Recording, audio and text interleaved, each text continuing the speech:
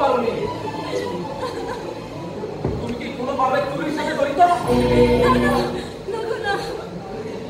তাহলে প্রতিবাদ করোনি কেন? কেন কলমকে তোমরা পাঠাই নিয়ে এলে?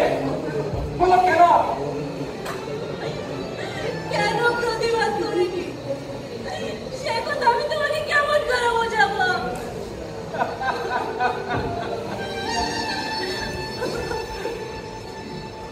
আমি তো ইদানিং অনেক কিছুই বুঝি না, তবে এইটুকু বুঝি তুমি আমার কাছে কিছু গোপন করছো। বিশ্বাস করো আমি তোমাকে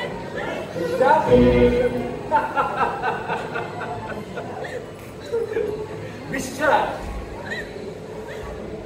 আমি দেখি স্পষ্টভাবে অন্যায় প্রতিবাদকারী বৃষ্টি চৌধুরীকে চিন্তা আজকাল তোমার মধ্যে তার কোনো মিল হতে পারি না। আর আমার তো বিশ্বাস করতে কষ্ট হয় তুমি সেই বৃষ্টি চৌধুরী কিনা।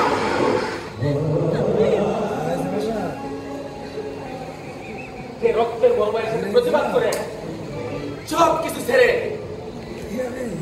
এই পঙ্গুকে নিয়ে বস্তিতে এসে উঠেছে। আর সেখানে চুরির কলঙ্ক নিয়ে মাথায় চুল কাটি দিল আর ফিরে মুখ বুঝে চলে এলো। বাহ বাহ বাহ, তুমি দয়া করে আমাকে বিশ্বাস করো, আমাকে ভুল বলো না তুমি। যেখানে তোমাকে আমি বুঝতে পারি না সেখানে ভুলার শব্দ কি? তুমি শেষ পর্যন্ত তুমি আমাকে সন্দেহ করো। আমি হতে পারি অক্ষম পঙ্গু, কিন্তু আমিও তো রক্ত মাংস করা মানুষ। আমার অন্তর আছে, সন্দেহ আছে।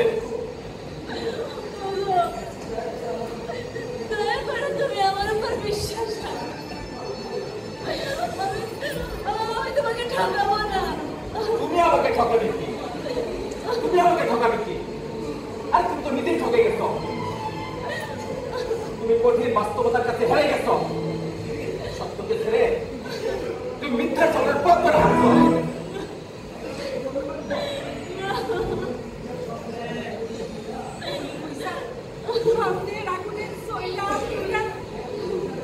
শেষ করার চেষ্টা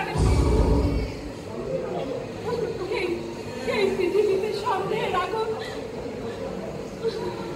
অনেক যন্ত্রণাদায়ক। কেন সন্দেহ করবো না? তুমি অপবাদ দিয়ে তোর মাথার চুল কেটে দিয়েছে। সে প্রতিবাদ করবে তো দূরের কথা, তুমি একটি কথাও বলেছি তোমার যদি চুরি না করবে প্রতিবাদ করবো না কেন? কেন কেন কেন?